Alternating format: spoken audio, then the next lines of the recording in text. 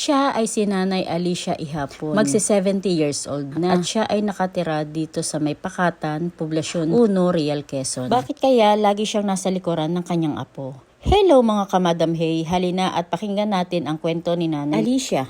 Yung bahay ni Nanay, nasa May Pakatan. Yung bahay niya. Lula Alice, halika po. Si Madam Hey. Kayo po'y naghihilot? Opo. Nakakapag-hilot ka pa po kahit na ikay ganayan? Ay, kapapo. Masipag si Nanay. Yung po ay Nanay, mabuti hindi ka nabubulsot. Hindi na nakakaano. Bulag na si Nanay. Halika po, hawakan po kita. Kamay, paa po. Op. Ito'y kapa na lang din. Ito ang kanyang apo. Ito po kayo katarata o glaucoma?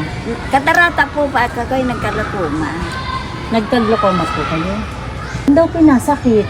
Siya nga po. Pag minsan po parang makating masakit. Hindi ko Kasama ulo. Kaya po nanggaling na ako sa...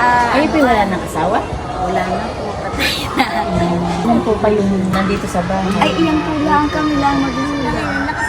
Ako po na may pension tuwing ikatlong buwan. Magkano po? Ay, nasa 3,000 po na. Yun po ang pinagkakasya ninyo? Ay, yun po ang pinagkakasya.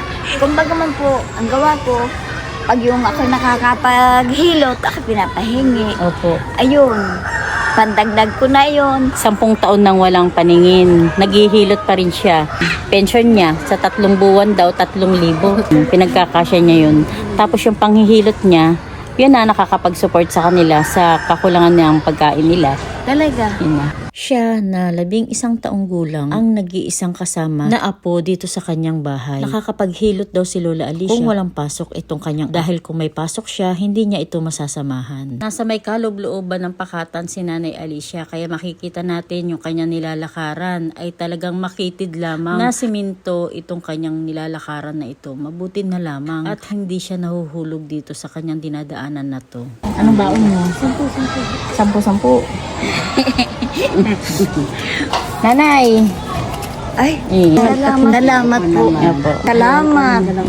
Ganyan guys ang ginagawa nila Nanay Alicia at ang kanyang apo. Kapag sila ay lumalabas, lagi siyang nasa likuran nito para siyang magiging taga-akay ni Nanay Alicia kung saan sila pupunta. Sa edad niyang yan, magsi-70 years old na, tapos bulag pa. Talagang nagtatrabaho pa si Nanay Alicia para lamang sa kanilang kakainin kahit siya ay bulag na ang 2 mata.